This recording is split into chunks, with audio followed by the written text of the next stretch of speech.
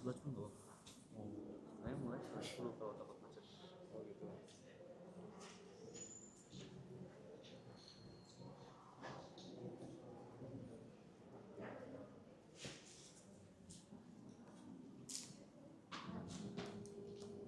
Bismillah.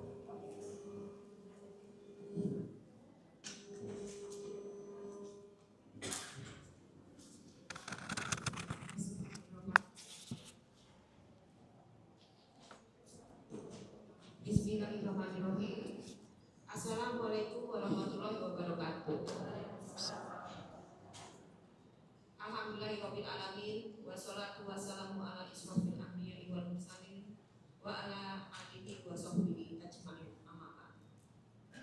Alhamdulillah, segala puji bagi Allah Subhanahu wa taala yang telah mempertemukan kita kembali di majelis yang mulia ini. Salawat serta salam semoga tercurah kepada junjungan kita Nabi Muhammad SAW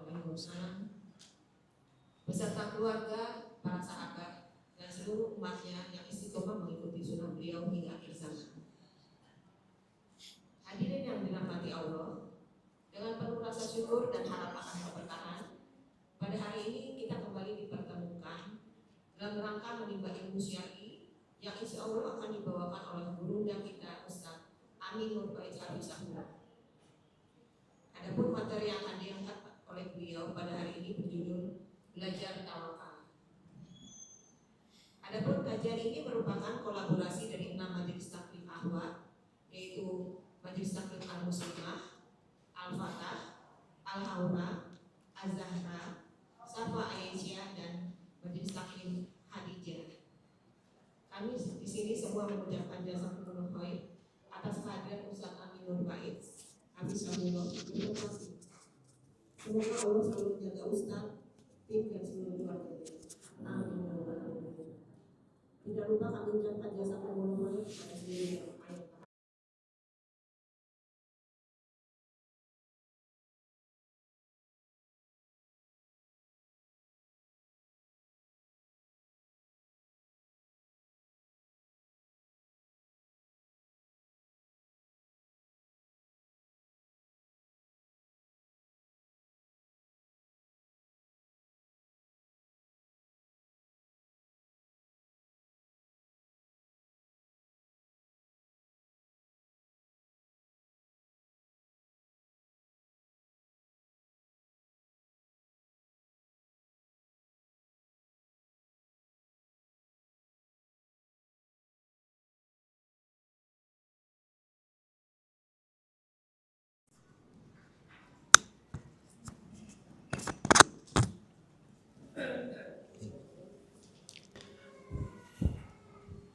Assalamualaikum warahmatullahi wabarakatuh.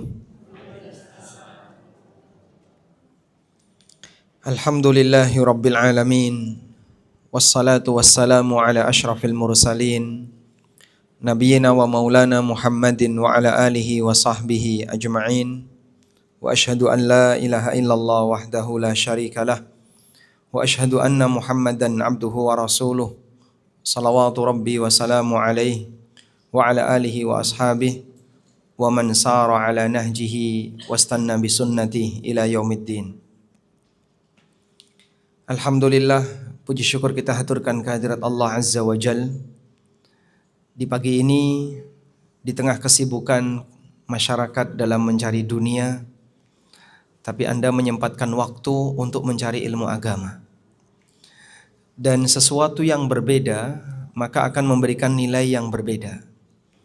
Maksudnya begini, pada saat seseorang itu sedang lupa kepada Allah, tapi ada hamba yang dia justru mengingat Allah.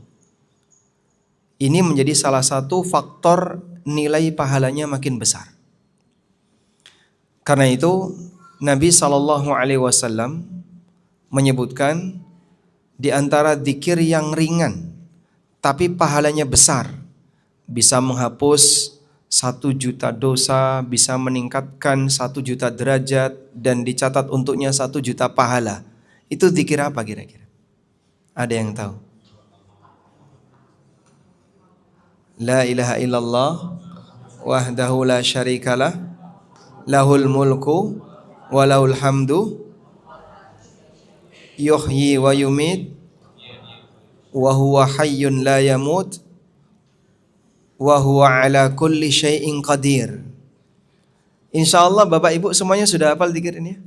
Insyaallah hafal. Baik, membaca zikir seperti ini keutamaannya apa? Dicatat untuknya alfu alfi hasanatin wa muhya anhu alfu alfi sayyiatin. Dicatat untuknya 1 juta pahala dan dihapuskan darinya 1 juta dosa. Ditambah lagi dinaikkan 1 juta derajat. Apakah hanya sebatas zikir ini? Karena faktor tempat. Dibaca ketika kapan? Saat masuk pasar. Sehingga kalau zikirnya mungkin kita semuanya ketika membacanya nggak butuh waktu sampai 3 detik. Sudah selesai. Atau anggaplah misalnya 3 detik. Namun kenapa nilainya besar? Para ulama menjelaskan karena zikir ini dibaca di tengah orang yang lupa kepada Allah. Coba Bapak lihat yang namanya kondisi pasar Pak. Apa sih yang diingat oleh orang di pasar Pak? Ingat uang, barang dagangan, ngitung untung, dan aneka kegiatan duniawi. Pernah nggak Pak lihat orang di pasar yasinan Pak? Atau tahlilan? Masyarakat tidak menyebut itu tempatnya untuk ibadah. Maka di saat ada orang yang berzikir pada waktu masuk pasar, menunjukkan bahwasanya yang bersangkutan memiliki ta'alluqul qalbi billah. Ketergantungan hati yang besar kepada Allah. Sehingga ketergantungan hati yang besar inilah yang membuat dia selalu ingat Allah walaupun dia berada di tempat yang umumnya orang lupa kepada Allah. Makanya beribadah di tengah manusia itu lupa kepada Allah, ini menjadi salah satu di antara faktor nilai pahalanya makin besar. Baik, agar lebih maksimal mungkin yang ada di pintu boleh geser ke arah depan. Atau bapak-bapak boleh Pak geser ke depan Pak, insyaallah. Baik, insyaallah yang di depan tidak ditanya Pak. Alhamdulillah. Tayyib. Pernah satu ketika Nabi SAW menunda pelaksanaan sholat isya sampai tengah malam. Dan para sahabat dengan setia menunggu Nabi SAW di masjid, gak bubar. Sampai ketika tengah malam Umar radhiyallahu anhu datang ke rumah Nabi SAW, ngetuk pintu beliau. Ya Rasulullah, qad namatis sibyanu wan nisa. Ya Rasulullah, anak-anak dan ibu-ibu sudah pada tidur. Maksudnya gimana? Sudah larut malam. Tapi Nabi SAW gak kunjung keluar. Sahabat dengan setia, mereka tetap sholat, sunnah dan dzikir. Ada yang bahkan tiduran di dalam masjid menunggu Rasulullah SAW untuk jadi imam. Lalu Nabi SAW keluar dari rumah beliau untuk mengimami sholat isya dan beliau menyampaikan sebuah kalimat yang ini menjadi salah satu di antara keistimewaan para sahabat. Tidak mungkin bisa ditiru oleh manusia siapapun setelah mereka. Apa kalimat itu? Beliau mengatakan, wallahi ma yantaziruha ahadun ala wajhil ardi ghairukum. Demi Allah, di malam ini tidak ada satupun makhluk yang sedang menantikan pelaksanaan sholat isya di muka bumi ini selain kalian. Bahasa lainnya, di waktu itu tidak ada manusia yang beribadah kecuali yang sedang berada di Masjid Nabawi. Bisa nggak Bapak Ibu melaksanakan sholat di waktu di mana tidak ada pesaing yang lain untuk saat ini? Saya mau sholat jam 1 malam. Kamu jam 1 malam di Jakarta. Di Saudi jam berapa? Ya, kurangi 4. Berarti kurang lebih jam 11 atau jam 10. Di situ jam 10. Orang tawaf gak ada yang berhenti Pak. Yang sholat sunnah gak kosong. Sehingga kalau zaman sekarang kita mau melakukan ibadah kepada Allah tanpa disertai manusia yang lain, mustahil. Hanya para sahabat yang bisa beribadah kepada Allah dan pada saat mereka melaksanakan ibadah itu tidak disertai oleh manusia yang lain. Nabi SAW sengaja mensuasanakan ketika itu sehingga beliau menunda pelaksanaan sholat isya sampai tengah malam. Yang di luar Madinah belum masuk Islam. Yang di kota Madinah selain di Masjid Nabawi semuanya sudah pada tidur. Hanya yang berada di Masjid Nabawi yang ketika itu mereka sedang siaga untuk ibadah. Kemudian Nabi SAW mengatakan, Wallahi ma yantadhiruha ahadun ala wajhil ardi ghairukum. Demi Allah di malam ini tidak ada satupun makhluk yang sedang siaga dalam ibadah di muka bumi ini selain kalian. Itu kan satu hal yang istimewa. Beribadah sendirian dikala semua orang tidak ada yang beribadah kepada Allah Subhanahu wa taala. Dan ini akan menjadi salah satu faktor yang menyebabkan nilai pahala seorang hamba semakin besar. Makanya sebagai motivasi di awal, kenapa kajian waktu duha terutama di hari kerja itu memiliki nilai yang lebih? Karena kita mengikuti kajian semacam ini, melaksanakan kajian semacam ini di tengah manusia lagi ngapain? Tadi saya perjalanan dari Halim menuju ke sini, Masya Allah macetnya itu. Ini bukan Jogja, ini Jakarta. Begitu sampai di Jakarta Pusat, mulai ke sini kosong Pak ya. Yang dari barat macet ke arah pusat. Semuanya sedang sibuk kerja. Tapi kita sibuk mencari ilmu. Maka Bapak Ibu, terutama Anda yang tidak terikat dengan jam kantor, manfaatkan situasi semacam ini. Silahkan Anda gunakan situasi semacam ini untuk beribadah kepada Allah. Sholat duha minimal. Sehingga di saat yang lain sedang nyari dunia, kita nyari akhirat. Karena di tengah kesibukan orang nyari dunia, tapi kita justru mencari akhirat, itu akan bisa menyebabkan nilai pahala yang kita dapatkan semakin besar. Baik, kemudian kita ingatkan juga bagi yang belakang, mungkin bisa sedikit merapat ke kanan atau ke kiri, memberi kesempatan bagi yang mau masuk karena tidak mendapatkan tempat. Kita lanjutkan. Ini kita mau belajar tentang tawakal. Kita mau belajar tentang tawakal. Karena kita tahu bahwa hidup di dunia ini pasti ada musibah. Sebab Allah Subhanahu wa taala menjadikan nikmat mutlak bagi hamba hanya di surga. Allah tidak ridho ketika manusia hidup di dunia dia mendapatkan nikmat mutlak. Karena nikmat mutlak yang tanpa bercampur dengan musibah hanya ketika di surga. Sementara ketika di dunia bagaimana Pak? Ketika di dunia kenikmatan manusia bercampur dengan musibah.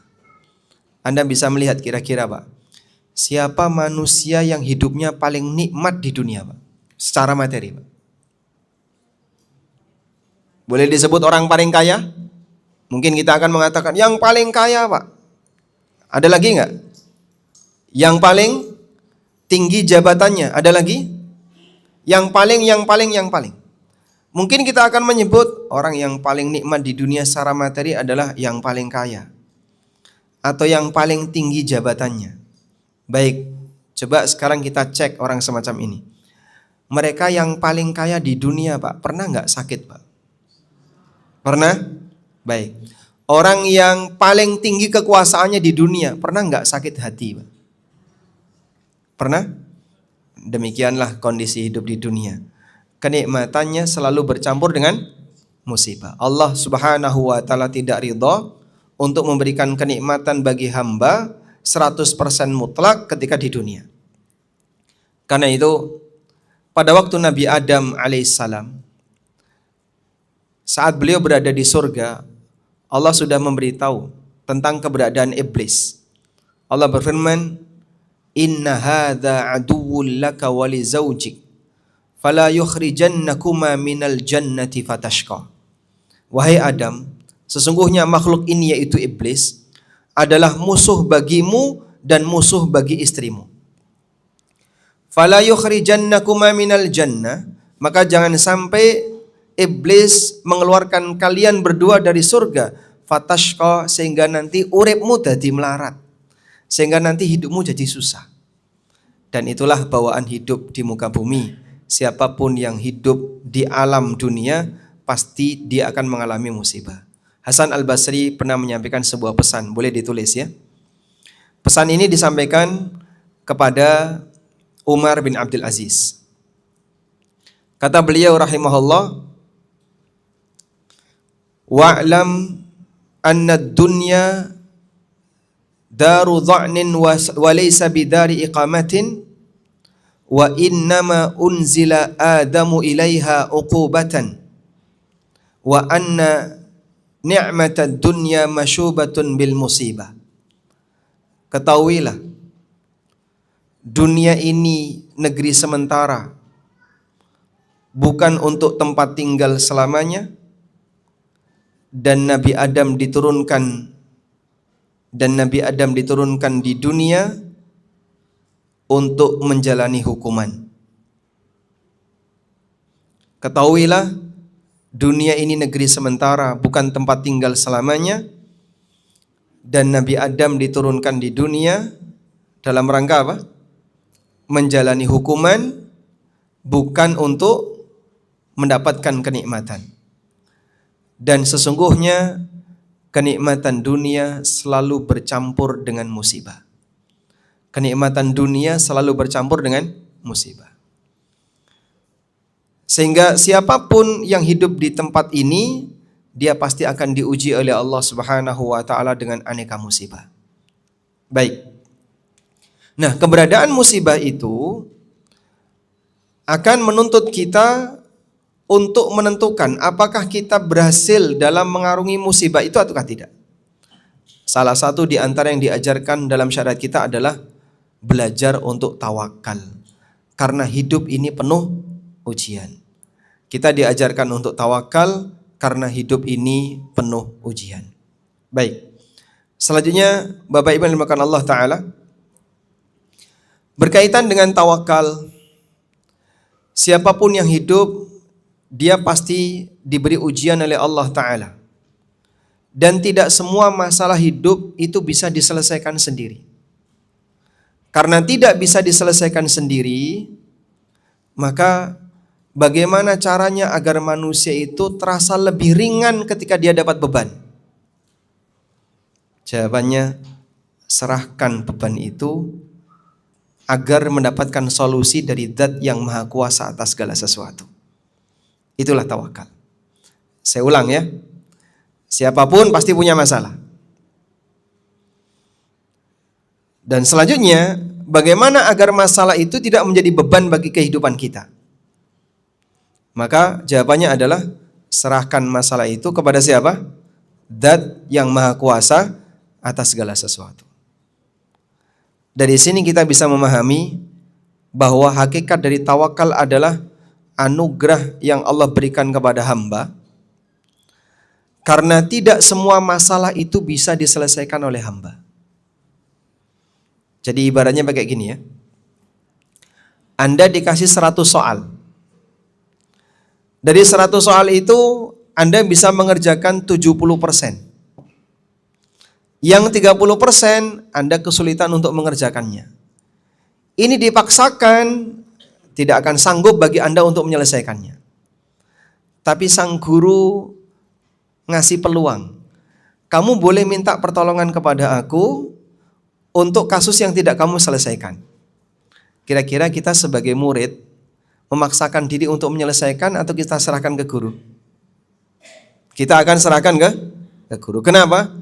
Karena daripada ini akan jadi beban bagi saya, justru akan mengganggu 70% yang mampu saya selesaikan, maka yang 30% saya serahkan kepada yang mampu mengerjakannya. Nah, tawakal itulah pendidikan di mana manusia diajarkan untuk menyerahkan masalah yang dia miliki kepada Zat yang Maha Kuasa atas segala sesuatu, karena tidak semua masalah bisa dia selesaikan. Baik, teori ini insya Allah mudah bagi kita, tapi pada kenyataannya di saat kita mengalaminya sulit bagi kita untuk melepaskannya. Sebagai contoh sederhana, kira-kira gelas ini beratnya berapa? Ada setengah kilo? Nggak sampai ya? Nggak sampai. Anda mengangkat ini kuat nggak Pak? Ringan. Baik. Ketika Bapak mengangkat ini selama 5 menit, sanggup Pak? Sanggup. Coba Bapak angkat setengah jam, masih sanggup. Kalau kita diminta untuk mengangkat selama 3 hari Pak, akan terasa apa? terasa pegel. Beban gelas ini tidak berubah. Dia tetap sama. Kenapa tidak Anda letakkan? Begitu Anda letakkan, beban itu hilang. Anda tidak akan merasa kecapean di saat Anda meletakkan beban itu. Demikianlah kurang lebih konsep tawakal. Walaupun ini juga dipakai dalam teori psikologi, tapi dalam Islam lebih dulu.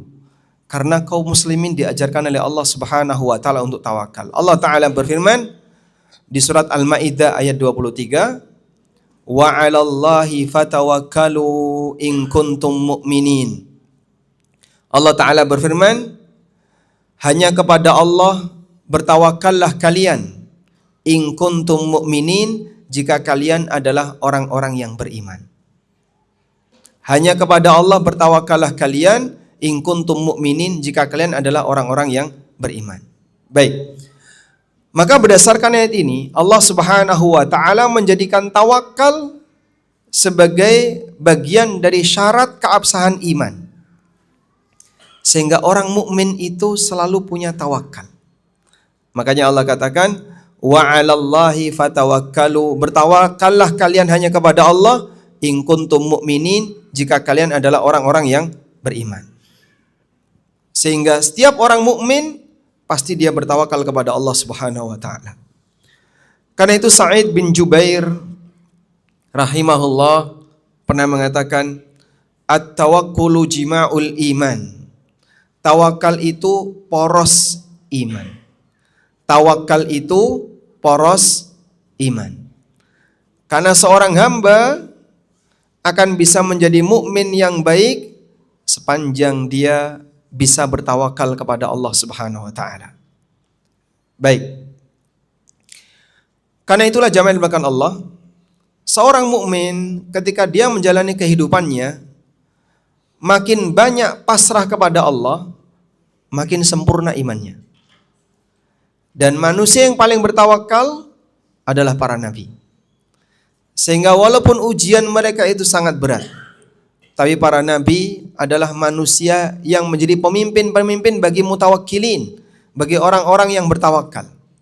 Sebab merekalah manusia yang imannya paling sempurna.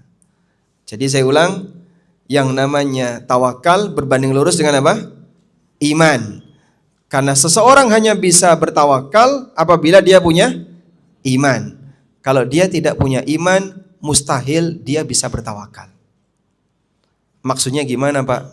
Baik, untuk bisa memahami ini, kita akan lihat beberapa cerita berikut ini.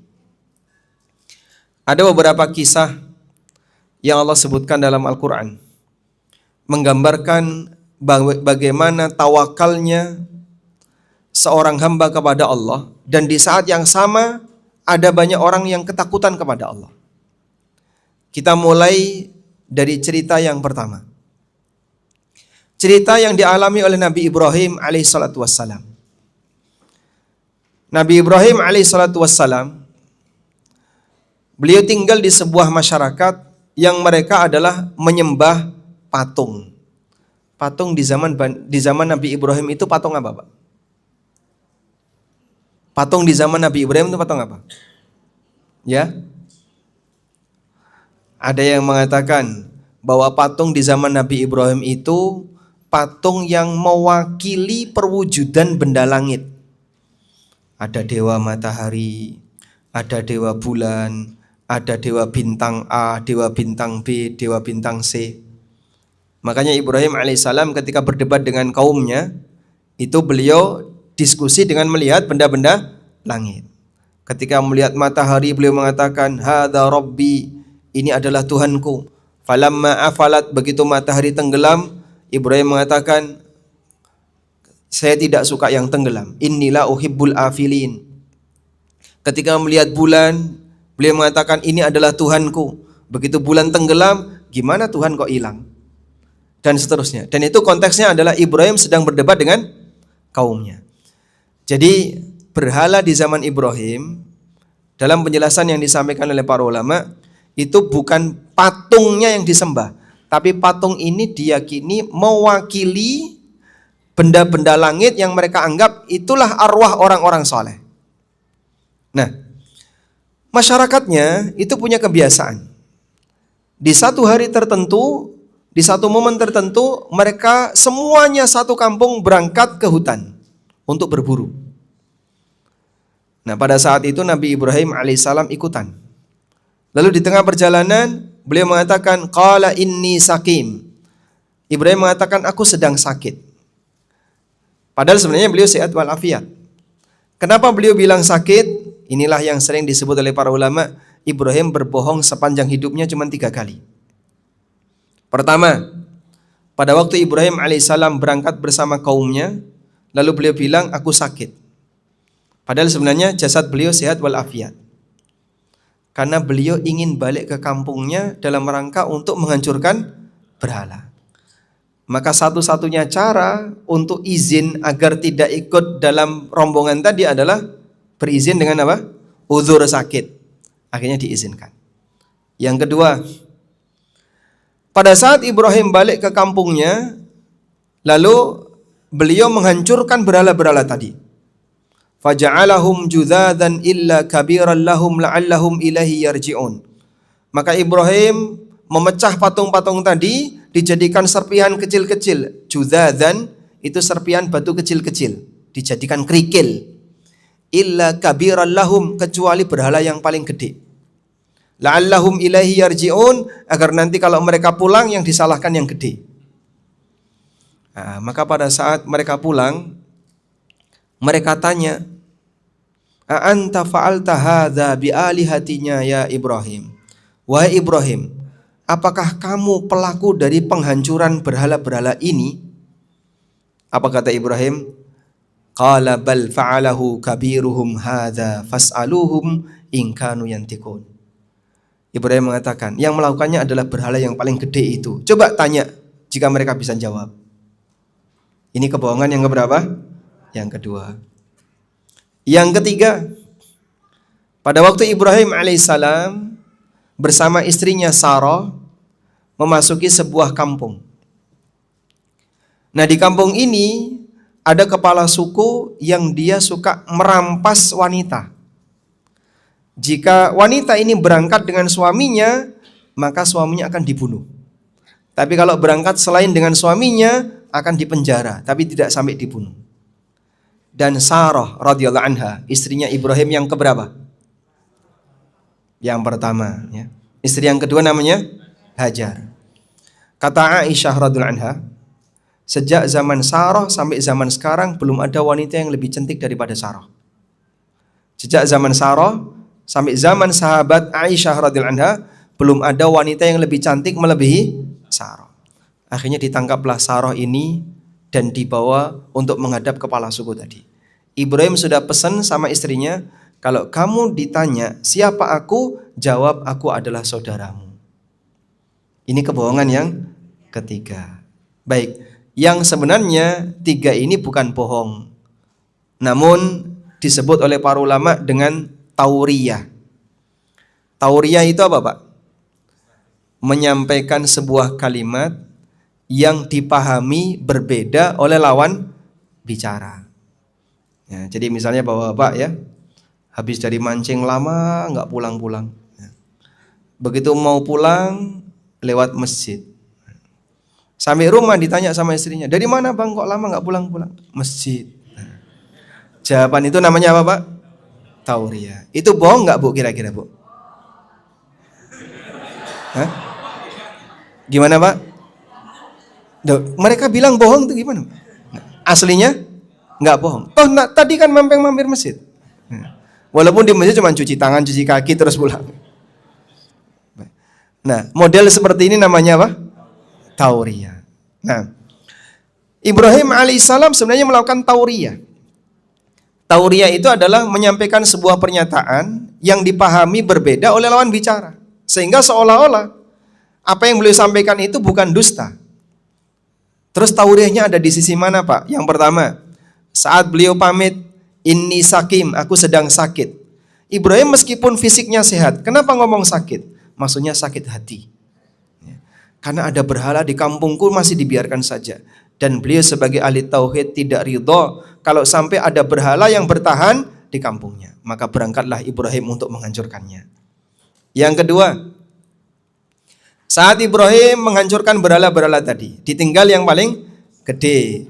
Ibrahim ditanya, "Anta fa'alta bi alihatina hadza ya Ibrahim?" Apakah kamu pelaku dari perbuatan terhadap Tuhan-Tuhan kami ini wahai Ibrahim? Apa jawab Ibrahim? Bal fa'alahu kabiruhum hadza. Yang melakukannya kan yang paling gede ini.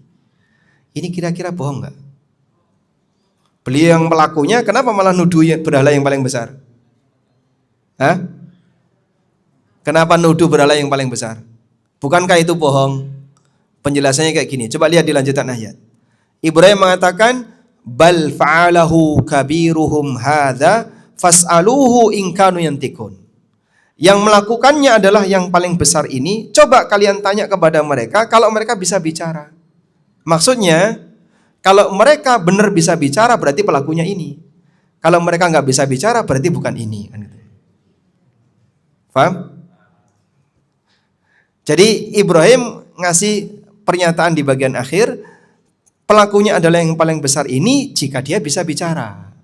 Kalau dia nggak bisa bicara berarti dia bukan pelakunya. Nah, masalahnya kalian nggak mau tanya sama mereka dan mereka tidak bisa bicara. Paham ya? Baik. Yang ketiga, Ibrahim bilang sama istrinya, kalau nanti kamu ditanya, bilang saja kamu adalah saudaraku. Dan Ibrahim sendiri sudah menjelaskan, karena di muka bumi pada waktu ini tidak ada manusia beriman selain aku dan kamu. Masya Allah. Di zaman Nabi Ibrahim ada satu kondisi di mana orang mukmin hanya dua, Ibrahim dan istrinya. Baik, Bapak di pintu geser ke sini, Pak. Atau mungkin Bapak yang lain boleh geser ke sini, Pak. Yang berada di dekat pintu boleh. Maju lagi Bapak boleh. Yang di belakang juga mungkin bisa memberi tempat bagi yang baru datang. Kita lanjutkan ya. Sampai pada titik ketika kaumnya Ibrahim kalah debat dan sudah tidak lagi bisa memberikan pembelaan. Maka mereka mengatakan, qalu harriqu wansuru alihatakum. Mereka mengatakan, bakar Ibrahim dan mari kita tolong Tuhan-Tuhan kita. Masya Allah. Sehingga makhluk menolong siapa? Tuhannya. Karena Tuhannya tidak bisa ngapa-ngapain.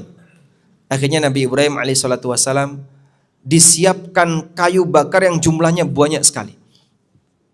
Sampai ahli tafsir menyebutkan, pada waktu Ibrahim alaihissalatu wassalam mau dilemparkan ke dalam kobaran api itu, beliau dilemparkan dengan apa, Pak? Dengan manjanik. Tahu manjanik? Ketapel besar yang biasanya dipakai untuk perang masa silam.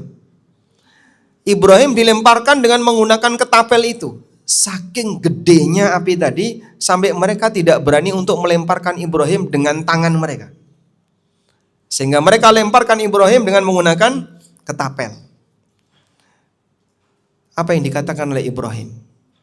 Dalam situasi ketika Utad dan Fir'aun yang punya bala tentara yang kuat.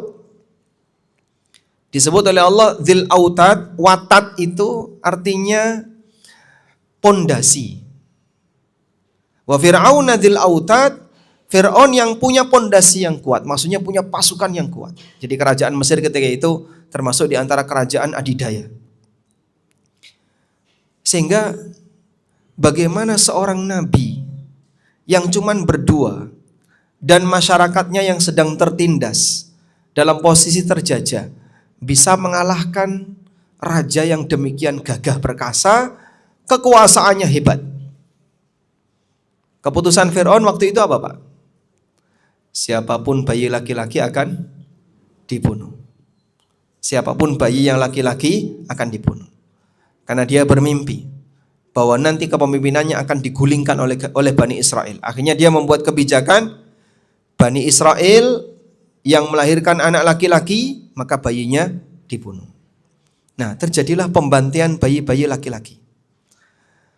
Kemudian pembisiknya Fir'aun mengatakan kepada Fir'aun, wahai tuanku, Kalau semua bayi laki-laki itu kita bunuh, berarti sekian tahun berikutnya kita tidak punya tenaga kerja laki-laki dari kalangan Bani Israel.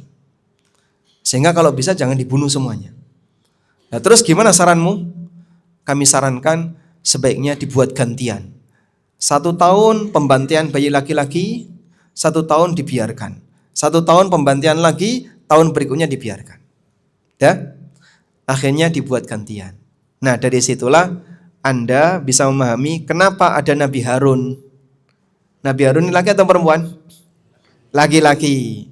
Loh, Nabi Harun waktu bayi gimana Pak? Kalau Nabi Musa waktu bayi diapain? Hah? Fa idza khifti alaihi fa'alqihi fil yammi. Allah perintahkan kepada ibunya Musa, kalau kamu ketakutan dengan nasibnya putramu, ketakutan dengan nasibnya Musa, fa'alqihi fil yammi. Buang dia di sungai. Sudah dalam kondisi ketakutan kehilangan anaknya, malah disuruh membuang anaknya di sungai.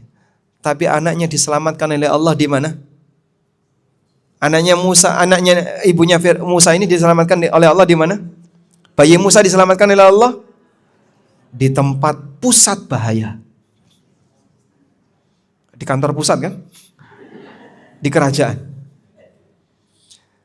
Sehingga yang sedang mengincar bayi Bani Israel untuk dibantai, malah bayinya Bani Israel yang laki-laki ini sebagai calon musuh besarnya Fir'aun diamankan oleh Allah di tempat musuh besarnya. Wa makaru wa makarallah wallahu khairul makirin. Manusia bisa membuat makar dan Allah membalas makar hamba, dan dia sebaik-baik dalam memberikan balasan terhadap makar. Baik, kita kembali kepada cerita Musa. Setelah Musa dewasa, pada waktu Musa dewasa, beliau keluar dari Mesir. Lalu sampai akhirnya kemudian beliau menikah dengan seorang wanita di kota Madian. Setelah itu baliklah beliau. Dalam perjalanan itu kemudian Musa diangkat oleh Allah Subhanahu wa taala menjadi seorang nabi. Kemudian Musa diperintahkan oleh Allah Subhanahu wa taala, "Fa'tiya fir'auna innahu tagha. Faqula lahu qawlan layyinan la'allahu yatadzakkara aw yakhsha." Kamu dan Harun datangilah Fir'aun. Sesungguhnya dia adalah makhluk yang melampaui batas. Sampaikan dakwah kepadanya dengan cara lemah lembut, barangkali dia mau mengambil peringatan. Tapi ternyata Fir'aun tidak menerima. Bagaimana mungkin dia menerima dakwahnya Musa, sementara Musa berasal dari kalangan manusia yang ditindas oleh Fir'aun. Kamu kan berasal dari kalangan terjajah. Kok berani-beraninya mau ngajari raja yang menjajah? Gak terima. Dan sampai akhirnya pada posisi Allah perintahkan kepada Musa untuk mengungsikan Bani Israel di waktu kapan? Di waktu kapan? Di malam hari. Fa'asri bi'ibadi laylan innakum muttaba'un. Berangkatkanlah para hambaku di waktu malam, ajak seluruh Bani Israel untuk meninggalkan kota Mesir di waktu malam. Innakum muttaba'un. Sesungguhnya kalian akan diikuti, akan dikejar oleh pasukan Firaun. Di ayat yang lain Allah mengatakan fa'atba'uhum musyrikin. Kemudian mereka dikejar ke arah timur. Berarti Bani Israel larinya ke mana? Ke arah timur Mesir. Setelah mereka lari ke arah timur Mesir, di depan mereka ketemu apa? Laut Merah. Di depan mereka ketemu Laut Merah. Pasukan Fir'aun dengan senjata lengkap, siap untuk mengganyang Bani Israel, berasal dari belakang, datang untuk menyergap Bani Israel. Allah Subhanahu wa taala ceritakan. Coba Anda bayangin ya, dalam posisi Anda tidak bersenjata.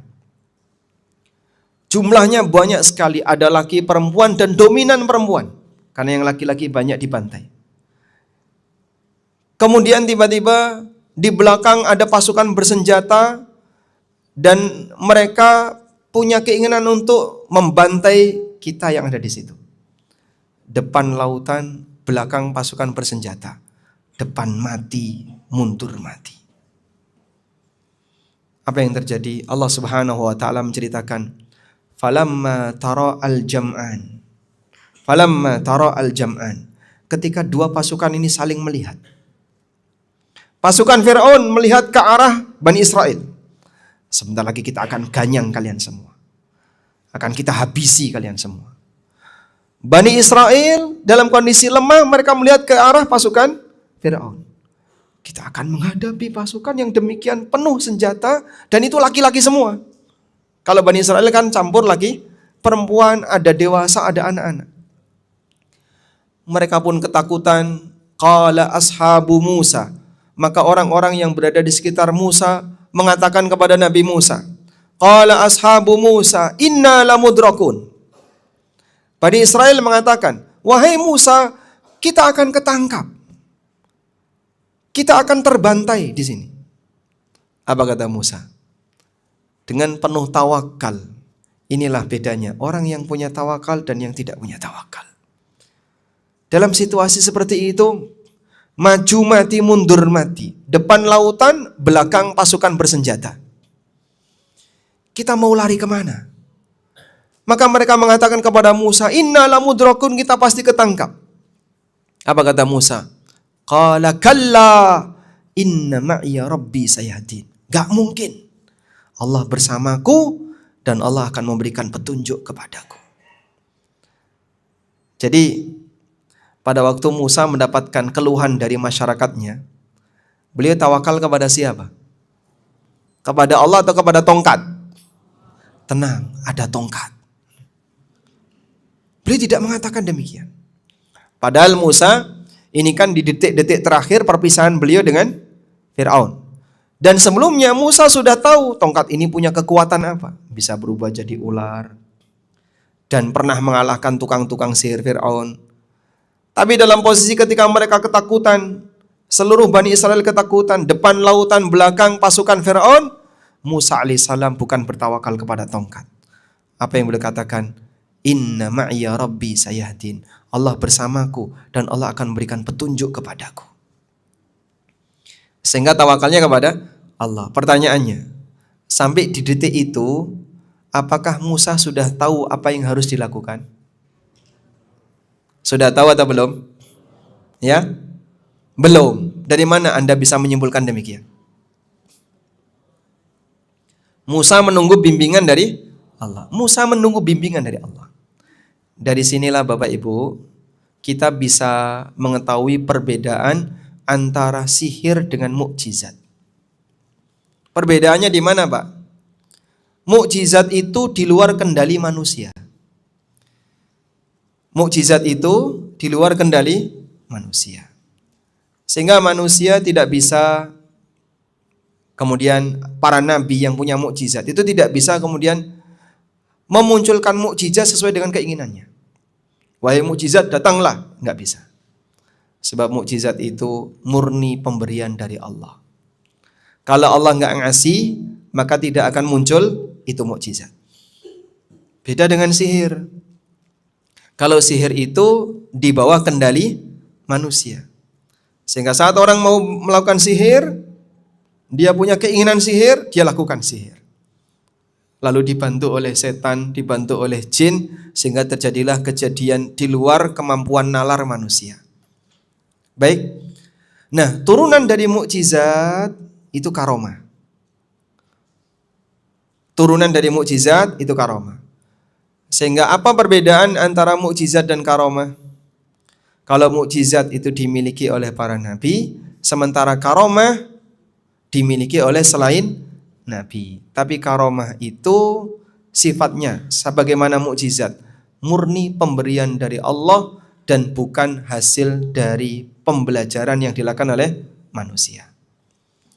Makanya bedanya apa Pak yang paling menonjol antara sihir dengan karomah? Sihir bisa dipelajari, kalau karomah tidak bisa dipelajari. Ustadz punya karomah enggak Pak Ustadz? Saya tadi dari Jogja ke sini terbang. Itu karomah enggak? Bareng dengan rombongan yang lain. Jadi ngapain nyari-nyari seperti itu? Karena Allah Subhanahu wa taala tidak mengajak kita untuk jadi manusia sakti, tapi Allah mengajak kita untuk jadi hamba yang sejati. Karena itu Ada seorang ulama namanya Abu Ali Al-Zujajani, beliau mengatakan, kun taliban lil istiqamah, la taliban lil karamah. Fa inna nafsaka yatlubul karamah, wa rabbuka yatlubu minkal istiqamah. Jadilah hamba yang berusaha istiqamah, bukan nyari karamah. Karena Allah meminta kamu untuk jadi makhluk yang istiqamah, sementara jiwamu ingin mencari karamah. Nah, karamah dalam arti ingin mencari kesaktian seperti ini dalam syariat kita tidak diajarkan dan tidak diperintahkan. Kalaupun terjadi, Pak, ya kalaupun memang itu betul, ya tidak kita ingkari. Baik. Selanjutnya, karamah yang tertinggi apa? Istiqomah. Maka ketika ada orang yang selalu istiqomah, berjalan di atas jalan yang lurus dan bertahan apapun keadaannya, rajin sholat jamaah, walaupun sakit kadang tetap berangkat. Sampai pada posisi yang bersangkutan sudah tidak bisa sama sekali untuk mengikuti kajian atau sholat jamaah. Istiqomah itulah karomah yang sejatinya. Baik, kembali kepada cerita Musa tadi.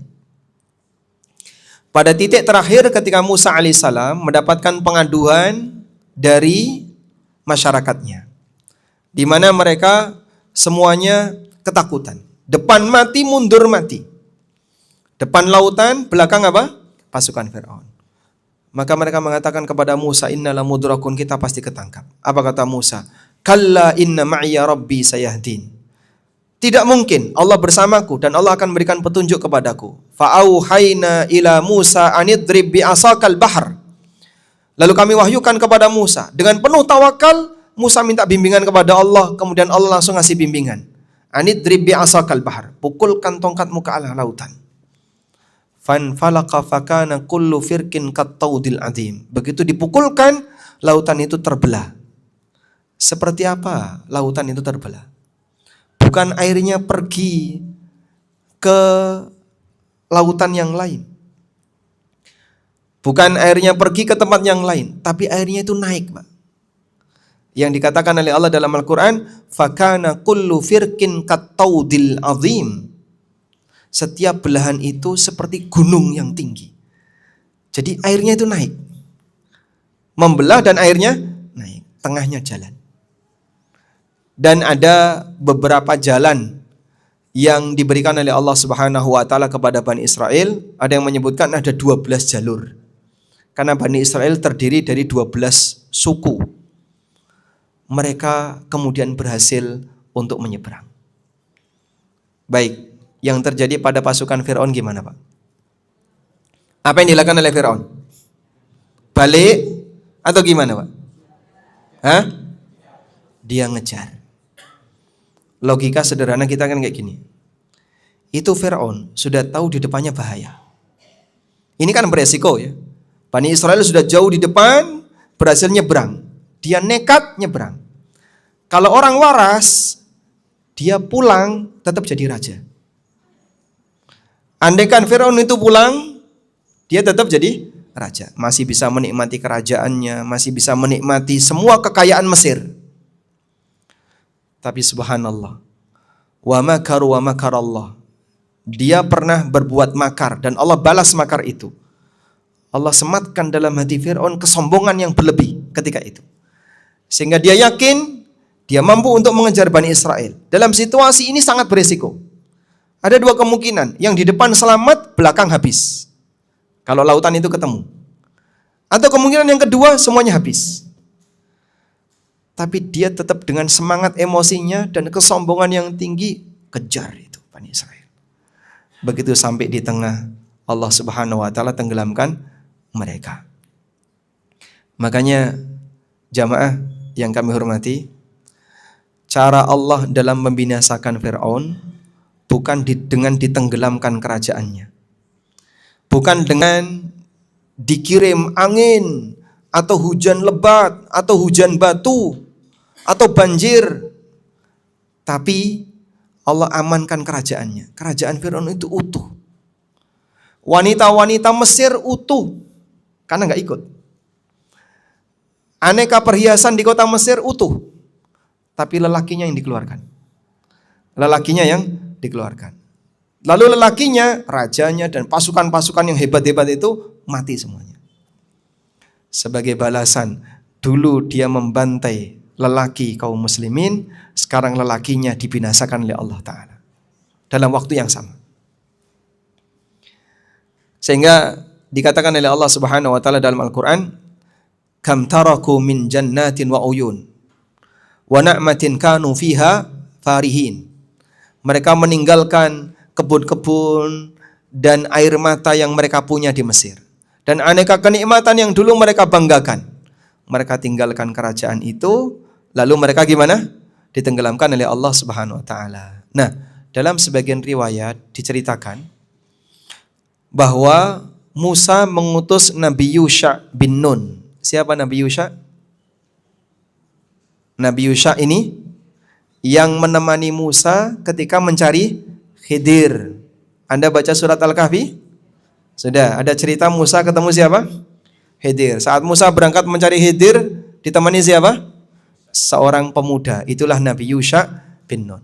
Musa menyuruh Nabi Yusha bin Nun untuk membawa pasukan Bani Israel datang ke kota Mesir, muter, tidak melalui lautan tadi, muter, dan mereka berhasil menguasai semua perhiasan Bani Israel, semua perhiasan kota Mesir. Sehingga datang ke kota Mesir, rajanya sudah tidak ada, pasukan yang laki-laki sudah tidak ada, tinggal perempuan plus perhiasan. Itu kayak apa, Pak? Ya kayak mancing itu nyerok Pak. Ikannya udah kelihatan, tinggal diserok saja.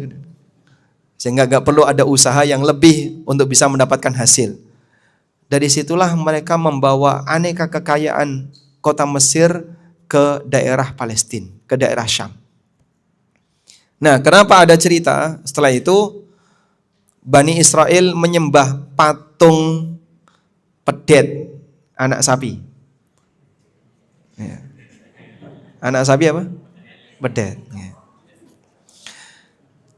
Apa bahan yang dipakai Samiri untuk membuat patung anak sapi itu? Lu dari mana Bani Israel punya emas banyak itu? Ibu pernah tahu ukuran anak sapi? Nah ya, segede berapa Pak? Hah? Kambing. Mungkin bisa lebih. Insya Allah. Di sini yang paling gemuk yang mana? Sama badan kita gede mana Pak? Gede anak sapi Pak. Sehingga dari mana mereka punya emas sebanyak itu? Dilebur sampai menjadi patung anak sapi. Yang disebut oleh Allah Subhanahu wa taala dalam Al-Qur'an Al-Ijl. Lahu khwar, yang bisa mengeluarkan suara. Karena tadi mereka berhasil menguasai emas yang dimiliki oleh orang-orang Mesir, dibawa ke kampungnya lalu kemudian dijadikan sebagai patung. Subhanallah, sebanyak itu kekayaan orang di masa silam. Tapi kemudian oleh Musa alaihissalatu wassalam, setelah beliau pulang, kemudian ketemu Bani Israel menyembah patung tadi diapakan oleh Musa? Summa lanansifannahum fil yammi nasfa.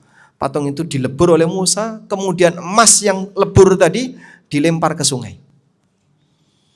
Apa itu Pak yang sekarang ditemukan itu Pak? Wallahu a'lam ya. Tapi yang jelas orang di masa silam sudah punya emas banyak sekali. Yang sekarang diperebutkan kecil-kecil sama kita ini Pak. 1 gram berapa? Hampir 2 juta. Masya Allah. 1 gram 2 juta. 1 gram dulu itu mungkin dibuang orang gak mau ngambil Pak. Sekarang 1 gram jadi rebutan. Baik, kita lanjutkan. Dari cerita tadi kita bisa mengambil sebuah pelajaran bagaimana tawakalnya Musa alaihissalatu wassalam. Beliau bisa tawakal karena apa? Karena yakin. Karena yakin. Beriman dengan janji Allah, beriman dengan bimbingan yang diberikan oleh Allah Subhanahu wa taala, sehingga dengan adanya iman yang kuat, janji yang kuat tadi, maka yang bersangkutan bisa bertawakal. Betullah apa yang Allah katakan, wa 'alallahi fatawakkalu in kuntum mu'minin. Bertawakallah kalian hanya kepada Allah jika kamu adalah orang yang beriman. Baik. Masih mau diceritain enggak? Ngantuk? Nah, kita pindah cerita yang ketiga. Kisah yang ketiga ini ujian yang dialami oleh seorang wanita. Yang beliau radhiyallahu anha istrinya seorang nabi. Dan ujiannya nggak tanggung-tanggung. Ibunda Ismail alaihissalam, siapa namanya? Hajar radhiyallahu anha. Setelah Ibrahim alaihissalatu wassalam memiliki anak Ismail, Ismail itu bukan lahir di Mekah, tapi lahirnya di mana? Di Syam. Lalu Allah perintahkan kepada Ibrahim untuk meletakkan istri dan anaknya di kota Mekah. Dan waktu itu kosong dari penduduk. Yang ada hanya apa, Pak? Puing-puing Ka'bah yang sudah mulai roboh. Loh, berarti Ka'bah sudah ada sebelum zaman Ibrahim? Betul. Ulama beda pendapat siapakah makhluk yang pertama kali membangun Ka'bah. Apakah malaikat ataukah Nabi Adam? Tapi yang jelas Ka'bah adalah bangunan pertama di muka bumi. Apa dalilnya? Allah Ta'ala berfirman, Inna awwala baitin wudi'a lin-nas lalladzi bi Bakkata mubaraka. Sesungguhnya rumah pertama yang dibangun untuk manusia adalah rumah yang berada di kota Bakkah. Kota Bakkah itu nama lain dari kota Mekah yang diberkahi, yaitu Ka'bah. Di zaman Nabi Ibrahim alaihissalam, Ka'bah itu mulai roboh, tinggal puing-puing. Lalu Allah Subhanahu wa taala perintahkan kepada Ibrahim alaihissalam untuk mengungsikan istrinya dan anaknya Ismail agar ditaruh di Mekah. Baik, ditinggali bekal berupa beberapa makanan dan air minum. Ibrahim kemudian pergi. Saat Ibrahim pergi, sebagai sang istri, beliau ketakutan. Apakah kamu mau meninggalkan kami di tempat seperti ini? Jawab enggak Ibrahim, Pak? Diam. Ibrahim diam. Lanjut jalan. Dikejar lagi oleh istrinya. Apakah kamu mau meninggalkan kami di tempat seperti ini? Ibrahim diam. Sampai pertanyaan yang ketiga, Ibunda Hajar paham. Sehingga di kali yang ketiga, pertanyaannya beda. Kira-kira, kalau ada suami ninggalin istrinya di tengah hutan sendirian, di zaman kita termasuk apa ini?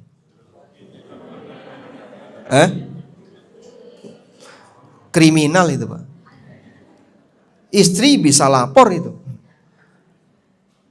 Percobaan pembunuhan, gitu kan? Padahal itu hutan yang mungkin masih banyak dedaunan. Apa yang bisa Anda bayangkan dengan kota Mekah yang ketika itu kosong dari kehidupan? Mau makan apa? Kesana sejauh mata memandang padang pasir. Kanan kiri sejauh mata memandang padang pasir. Meninggalkan tempat ini, nekat melakukan perjalanan, bisa mati di perjalanan. Jadi jangankan jarak sejauh mata memandang. Kemarin saja kasus ada salah satu orang yang mau haji tapi tidak punya tasrih, meninggal di padang pasir karena kehausan. Itu baru jarak pendek yang beliau lampaui. Dan sekarang masih banyak bangunan-bangunan dan masih terdeteksi dekat dengan jalan raya. Bagaimana dengan masa silam? Baik.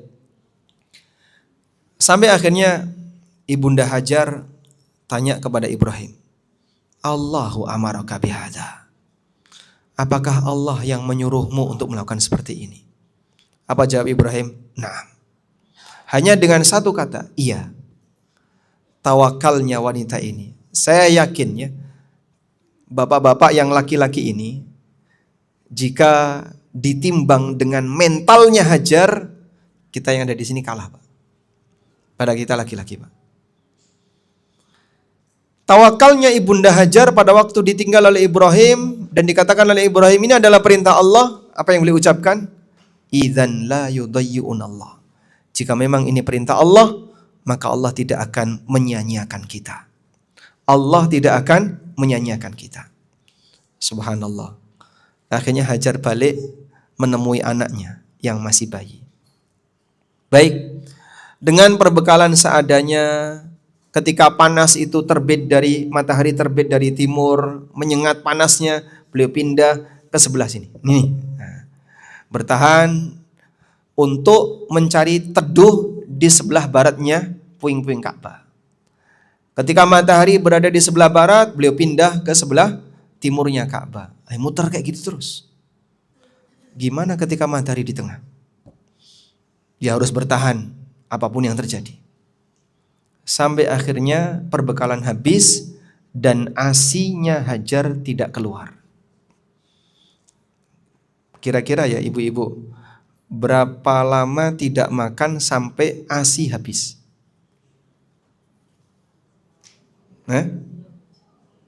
2 hari?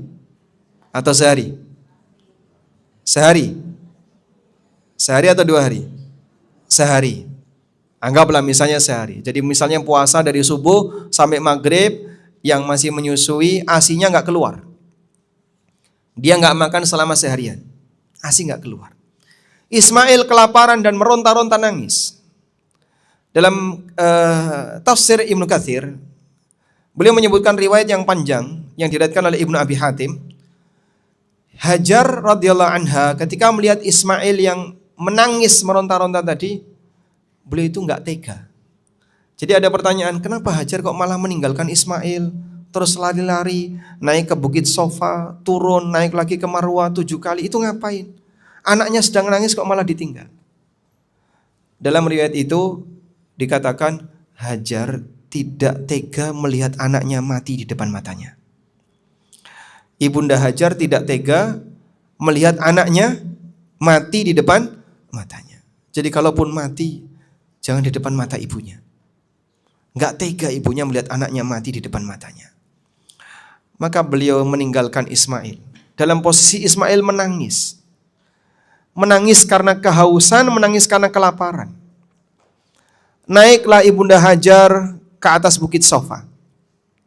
Mencari sumber kehidupan. Barangkali di kanan kiri ada orang, kafilah dagang yang lewat atau siapa yang lewat.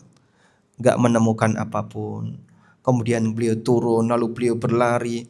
Terus beliau naik lagi ke Bukit Marwah. Sampai berapa kali? 7 kali. Ini jadi apa sekarang? Ibadah sa'i. Bisa Anda bayangkan ya, berapa banyak pahala yang didapatkan oleh ibunda Hajar. Karena semua orang yang sa'i ngikuti sunnah beliau yang pertama kali melakukan sa'i. Wanita berprestasi sampai aktivitasnya diabadikan oleh Allah Ta'ala sebagai salah satu kegiatan haji dan umrah. Wanita berprestasi sampai aktivitasnya dijadikan seperti itu. Ditiru oleh manusia sejagat. Kita niru Hajar. Bapak-bapak niru Hajar. Sudah? Nah, dalam posisi demikian, boleh maju. Dalam posisi demikian Allah Subhanahu wa Ta'ala kemudian mengutus malaikat. Lalu malaikat itu mendekat ke arah Ismail, kemudian menendang permukaan tanah, keluarlah air Zam-Zam. Keluarlah air Zam-Zam. Ya? Makanya sumur Zam-Zam itu disebut dengan Ruqdah. Ruqdah itu artinya tendangan. Kenapa disebut Ruqdah? Karena dia keluar sebab ditendang oleh malaikat.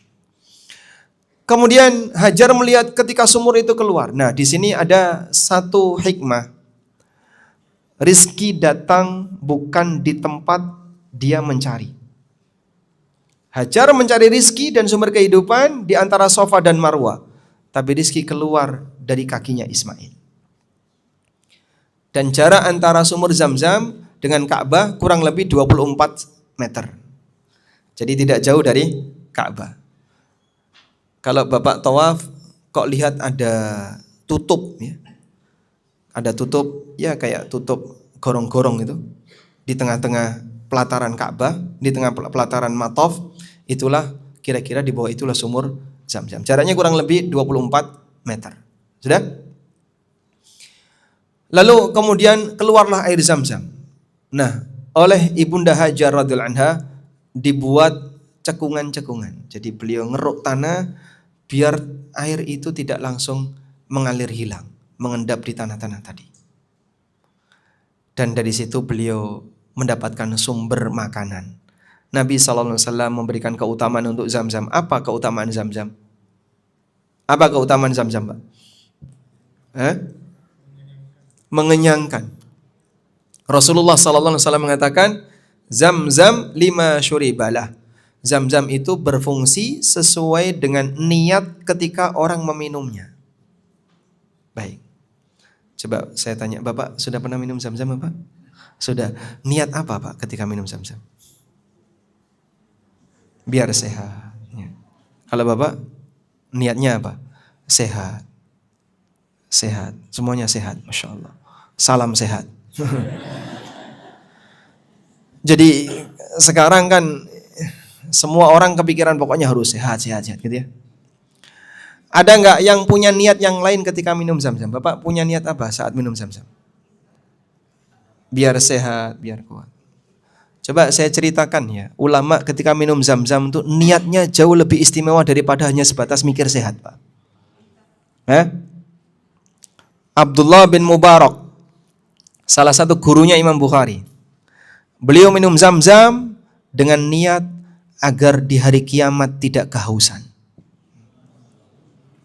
Kepikir nggak kayak gitu, Pak? Enggak. Kan yang kita pikirkan cuma sehat, Pak. Hanya seputaran rezeki lancar, ya, biar sehat, biar kuat, urusan beres. Ada ibu-ibu minum Zam-Zam biar makin glowing. Habis itu kena minyak ya, makanya. Baik. Jadi mungkin ada beragam niat ketika orang minum Zam-Zam dan tidak ada salahnya. Tapi para ulama ketika mereka minum Zam-Zam, mereka punya niat yang lebih istimewa. Al-Hafidh Ibnu Hajar, beliau terkesima dengan hafalannya Adz-Dzahabi. Imam Adz-Dzahabi itu penulis kitab Syiar A'lamin Nubala. Dan dikenal dengan manusia yang hafalannya sangat luar biasa. Makanya disebut Adz-Dzahabi emas. Zahab itu kan artinya emas. Al-Hafidh Adz-Dzahabi, Al-Hafidh Ibnu Hajar minum Zam-Zam dengan niat agar dianugerahkan hafalan seperti hafalannya Adz-Dzahabi. Imam Al-Hakim Abu Abdillah An-Naisaburi, penulis kitab Mustadrak, beliau ketika minum Zam-Zam memohon kepada Allah agar dianugerahkan tulisan yang baik. Dan beliau punya karya Al-Mustadrak ala Sahihain, karya Al-Hakim. Dan yang lainnya. Maka mungkin ya sesekali Bapak Ibu ketika minum Zam-Zam, kan mungkin Anda ketika di sana minum Zam-Zam tidak cuma 1-2 gelas, bisa berulang-ulang kali. Miliki niat yang istimewa. Barangkali mohon maaf ibu-ibu yang masih produktif. Bismillah, saya berniat minum Zam-Zam. Semoga Allah Subhanahu wa ta'ala menganugerahkan kepadaku seorang anak yang jadi ulama. Ya misalnya kan, boleh nggak Pak? Boleh, sah-sah saja. Sehingga Anda punya niat yang jauh lebih istimewa dibandingkan sebatas niat sehat dan sehat. Baik, lanjut. Nah, di posisi inilah kita bisa lihat bagaimana tawakalnya Ibunda Hajar. Pada saat beliau disampaikan oleh Ibrahim alaihissalam, ini ada perintah Allah, Ibunda Hajar mengatakan, "Idzan la yudayyi'unallah." Kalau memang ini perintah Allah, mustahil Allah akan menyanyiakan kita. Allah tidak akan mungkin menyanyiakan kita. Dan demikian, Allah Subhanahu wa ta'ala jadikan beliau sebagai manusia pertama yang tinggal di kota Mekah. Saat malaikat ini ketemu dengan Ibunda Hajar, malaikat ini mengatakan kepada Ibunda Hajar, "La takhafid day'ah." Kamu jangan takut terlantar. Anakmu ini adalah calon nabi. Jangan takut terlantar, anakmu ini calon nabi.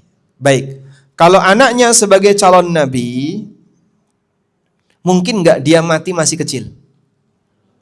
Ya, nggak mungkin. Kenapa? Karena tidak ada nabi anak-anak. Yang namanya nabi pasti dia dewasa. Sehingga ketika anaknya dinyatakan sebagai calon nabi, ini memberikan keyakinan bagi sang ibu bahwa anaknya ini pasti akan tumbuh besar. Dan demikianlah yang namanya iman. Iman itu akan membuahkan tawakal. Iman akan membuahkan tawakal. Baik. Kita beralih cerita yang keempat. Sudah selesai? Belum. Masih berbicara tentang masalah tawakal. Kisah yang keempat ini dialami oleh kaum muslimin di zaman Nabi SAW. Para sahabat yang mereka adalah manusia yang mendapatkan jaminan dari Allah Ta'ala, radhiyallahu anhum wa radu'an. Allah ridha kepada mereka dan mereka ridha kepada Allah. Ada apa Pak yang dialami oleh para sahabat? Tahun 5 Hijriah ke bawah, 532 dan tahun pertama Hijriah, Madinah selalu diserang oleh musuh-musuhnya. Baik. Sehingga di tahun 5 Hijriah ini ultimatum yang paling tinggi yang diberikan oleh orang musyrikin kepada kaum muslimin. Ada ultimatum apa? Innan nasa qad jama'u lakum fakhshawhum fazadahum imana wa qalu hasbunallahu wa ni'mal wakil. Abu Sufyan menyampaikan kepada masyarakat Madinah, dan Abu Sufyan ketika itu masih kafir. Menyampaikan kepada masyarakat Madinah, sesungguhnya seluruh masyarakat Arab mereka kompak mau menyerang kalian. Fakhshawhum, maka menyerahlah kalian. Ketika ada ultimatum semacam ini, apa yang terjadi kepada para sahabat? Fazadahum imana. Ternyata iman mereka makin bertambah. Wa qalu, dan mereka mengatakan hasbunallah wa ni'mal wakil. Kami tawakal kepada Allah dan dialah sebaik-baik zat yang dipasrai. Jadi Anda bisa bayangkan ya. Tahun pertama Hijriah, kaum muslimin itu banyak mendapatkan tekanan dari orang musyrik Mekah. Di mana mereka memberikan ancaman, kalau kalian tidak menyerahkan Muhammad, maka kami akan menghancurkan Madinah. Ini tahun pertama Hijriah.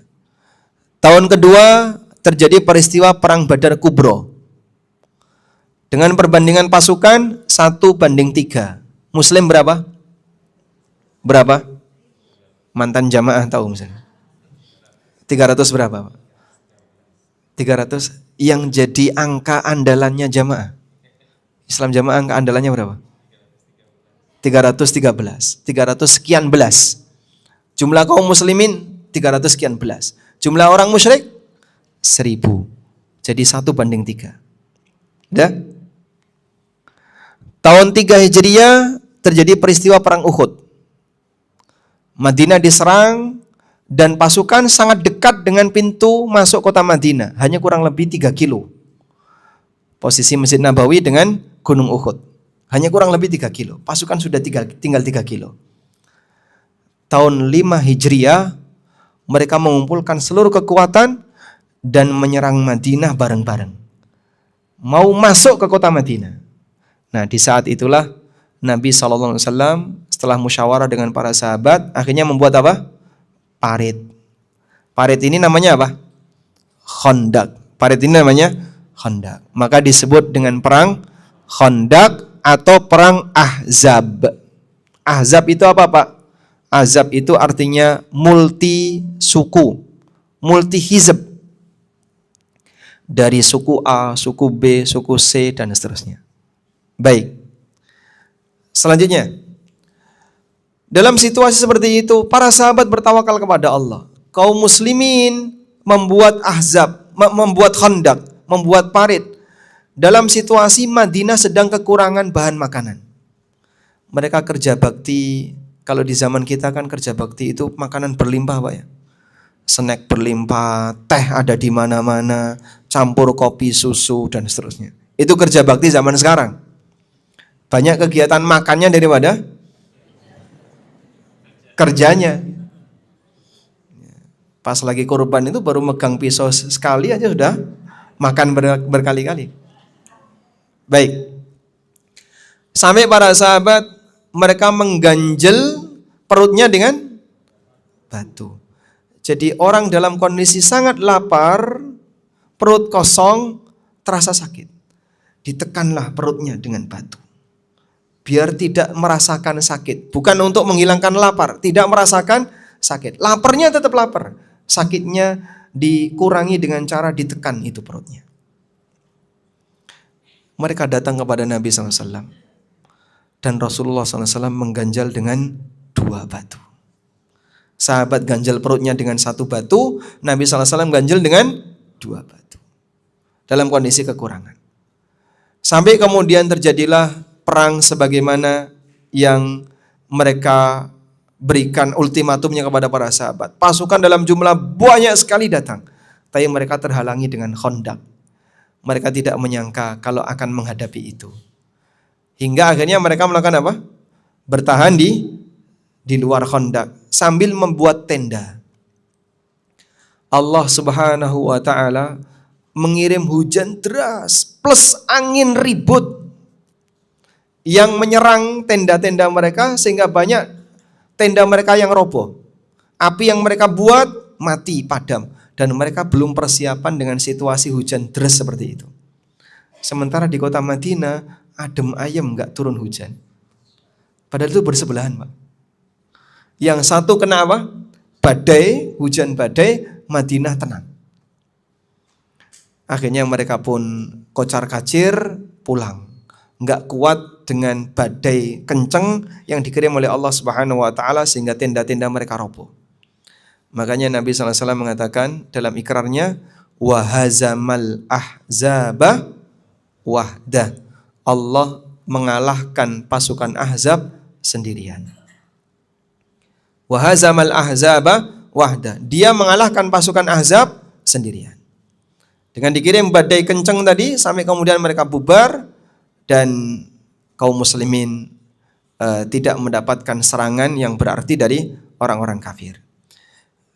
Semua cerita ini menggambarkan bahwa tawakal itu terbit karena kita punya iman. Orang kalau yakin, dia yakin nanti akan ada janji Allah berupa A, janji Allah berupa B, janji berupa C, maka dia akan lebih bertawakal kepada Allah. Karena itu, kalaupun hidup kita Pak atau ibu-ibu ya mengalami ujian dari Allah, pahit, serahkan kepada Zat yang Maha Kuasa. Pertanyaan yang terakhir. Bapak-bapak saya tanya ya. Kira-kira Pak, mana yang lebih berat ujian yang Bapak rasakan? Ujian tegang dengan teman kantor atau tegang dengan istri?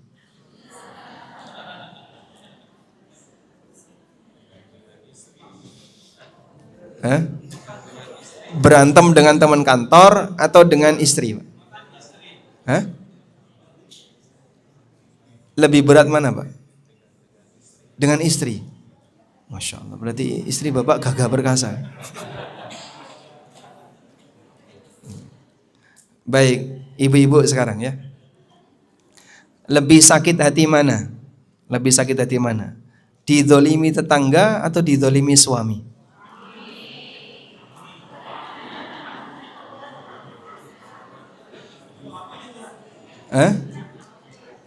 Kenapa justru pasangan hidup kita yang menjadi sumber musibah terbesar? Jadi menurut Bapak, istri itu anugerah atau bukan Pak? Istri itu anugerah atau musibah? Anugerah atau sumber musibah? Sudah nikah Mas? Sudah?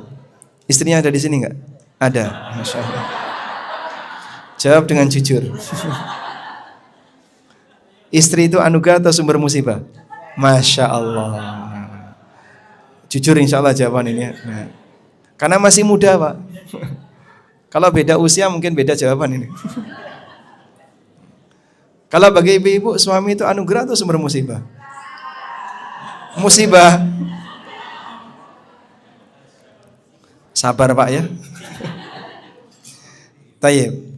Mudah-mudahan Allah Subhanahu wa taala memberikan kita kesabaran dan tawakal, dan seperti ini butuh untuk belajar, dan kata kunci agar kita bisa makin bertawakal kepada Allah adalah di saat Anda bisa mempertebal akidah dan iman.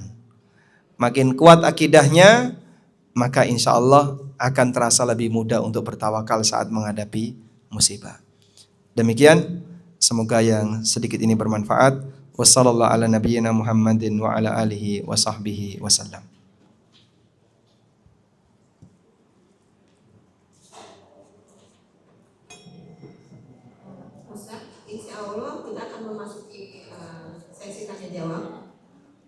sudah ada beberapa pertanyaan yang masuk. Alhamdulillah Dia tidak ridho dengan ketetapan Allah. Baik, saya kasih ilustrasi. Dari Gandaria Anda mau berangkat ke Blok M. Acara jam 12. Dah? Anggap misalnya waktu itu belum ada Google Map. Suami istri berangkat jam 9. Bismillah dari rumah berangkat. Mereka berdua ketika berangkat tawakal kepada Allah. Sampailah di perempatan. Terus terjadi khilaf antara suami dan istri. Istri menyarankan kita belok kiri aja ya. Suami bilang, "Udah, kayaknya belok kanan lebih bagus." Debat dulu ya. Sampai berhenti di lampu merah. Ini gimana nih, belok kiri atau kanan? Ya sudahlah, pokoknya harus ikut driver. Akhirnya mengambil keputusan belok kanan ikut suami. Dah, jalan sekian kilo kejebak macet, cet. Kejebak macet. Nah, nggak tahu nanti sampai lokasi jam berapa. Pertanyaannya untuk bapak-bapak, apa yang akan diucapkan oleh istri bapak?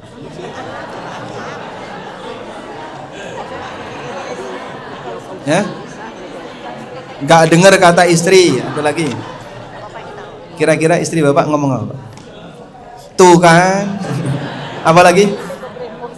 Hah? Nggak nurut sih. Kandani kok ora nurut. Baik. Suaminya nggak terima.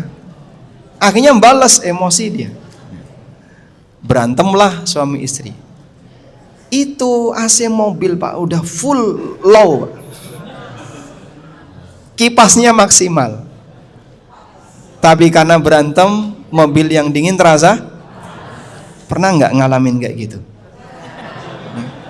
Hah? Pernah? Pernah Pak kayak gitu? Pernah? Atau sering? Oh enggak. Pernah ya? Masya Allah. Hah? Iya, itu sudah takdir. Baik. Nah, kira-kira solusinya gimana Pak biar itu tidak berulang? Tolong konsep tadi Anda terapkan. Begitu Anda terjebak macet, kemudian Anda mengatakan, ini sudah takdir Allah. Qadarullah wa masya'a fa'ala. Sudah ya, sabar ya. Qadarullah wa masya'a fa'ala. Ini sudah jadi takdir Allah. Mau gimana lagi? Teorinya kayak gitu Pak. Itu teorinya loh Pak. Nyatanya kan, tuh kan, dikandani. Makanya dengerin nasihat istri. Jangan sok jadi suami. Lah, saya disuruh apa? Ya sekali kamu jadi istri. Subhanallah. Emosi tidak akan menyelesaikan masalah. Macet, Anda tetap kejebak macet. Ketika emosi, logika itu hilang. Makanya kenapa saat ada masalah kita harus tetap tenang? Karena kalau orang itu tidak tenang, ngunci itu. Logikanya terkunci. Sehingga dia tidak akan berpikir solusi. Dan emosi itu salah satu yang membuat logika kita terkunci. Maka Nabi SAW ngasih arahan, kalaupun kau mengalami sesuatu yang tidak kau sukai, kunci dulu emosimu. Dengan apa? Kembalikan kepada takdir. Itulah ridho. Qadarullah wa masya'a fa'ala. Itu sudah takdir. Nah, begitu emosi sudah dikunci, dia nggak muncul, logika jalan. Tenang ayah, saya carikan solusi. Tak panggilkan patwal. Nah, pertanyaan berikutnya. Mohon nasihat. Enggak bisa ya.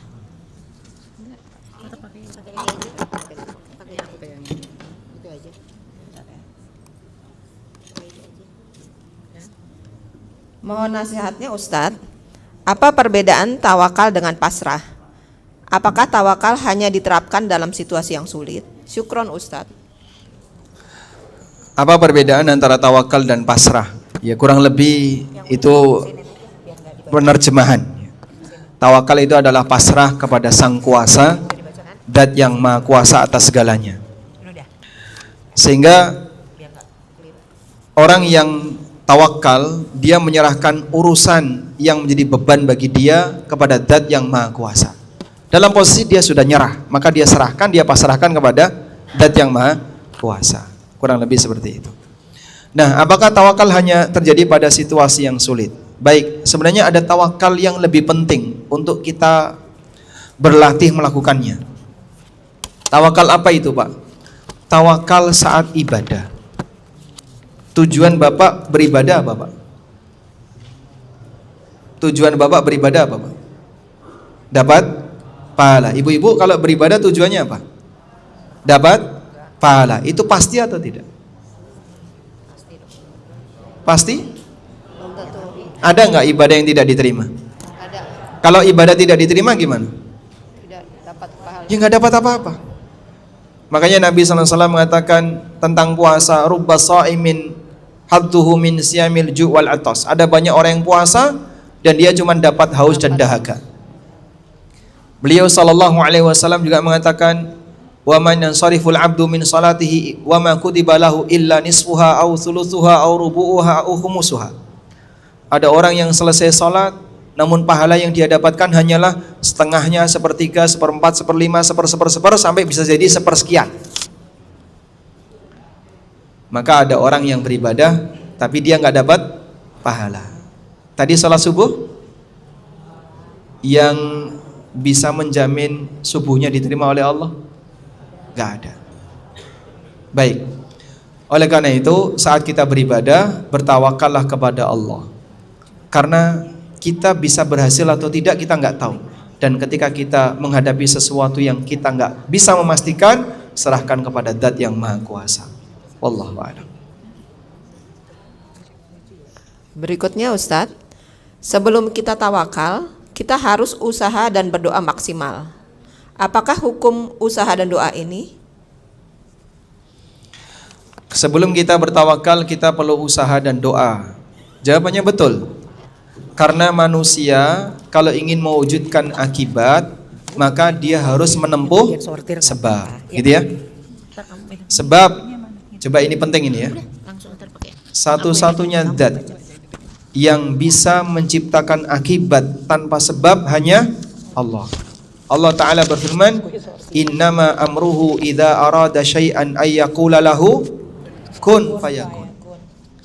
Ketetapan Allah ketika Allah menghendaki sesuatu, Allah berfirman kun, maka jadilah. Sehingga manusia yang tidak punya kekuatan kun fayakun, ya jangan coba-coba pakai teori itu.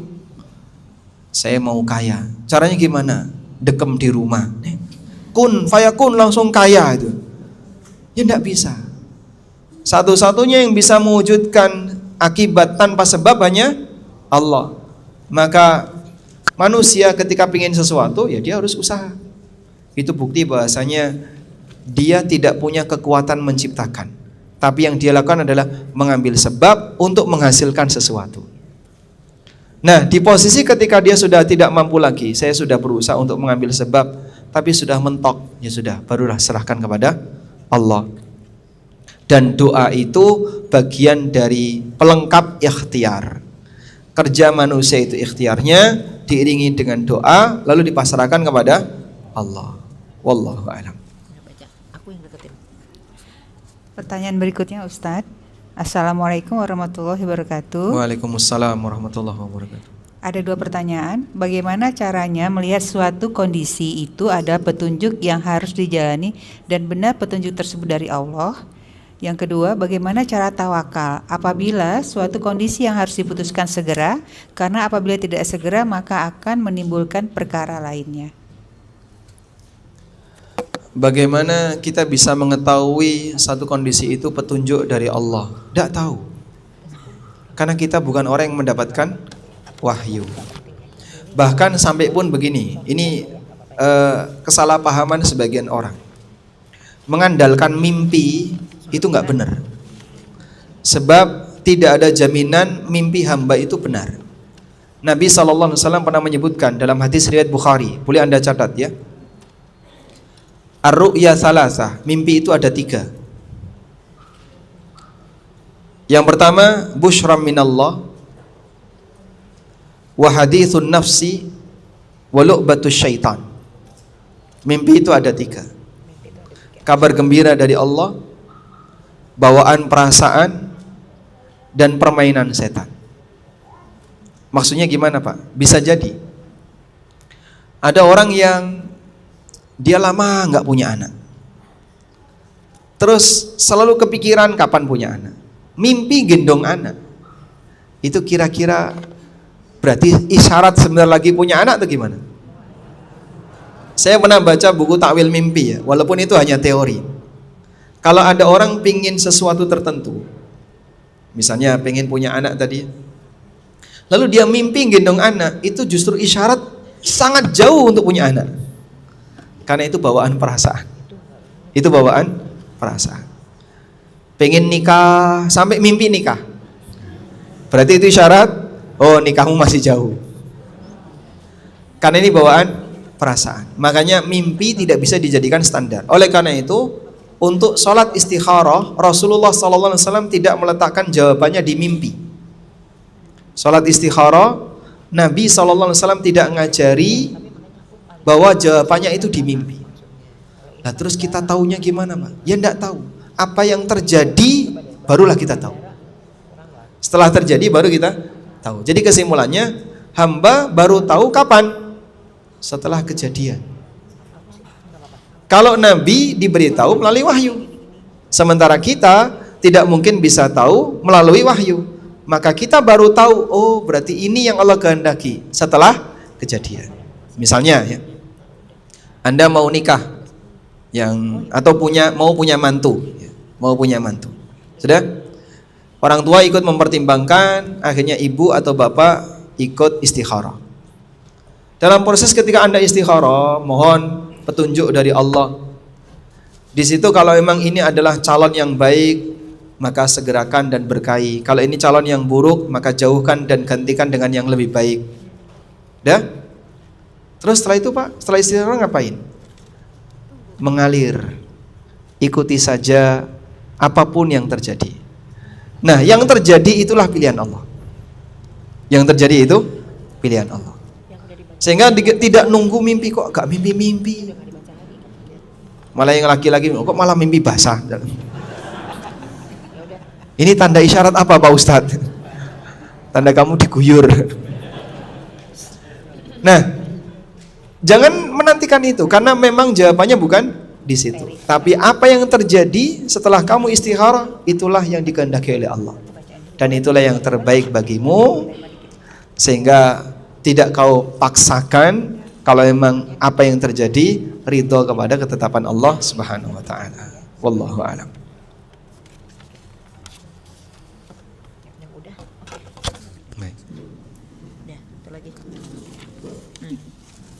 Pertanyaan selanjutnya Ustadz. Assalamualaikum warahmatullahi wabarakatuh. Waalaikumsalam warahmatullahi wabarakatuh. Bagaimana sikap orang tawakal ketika mengalami kegagalan? Bagaimana sikap orang tawakal ketika mengalami kegagalan?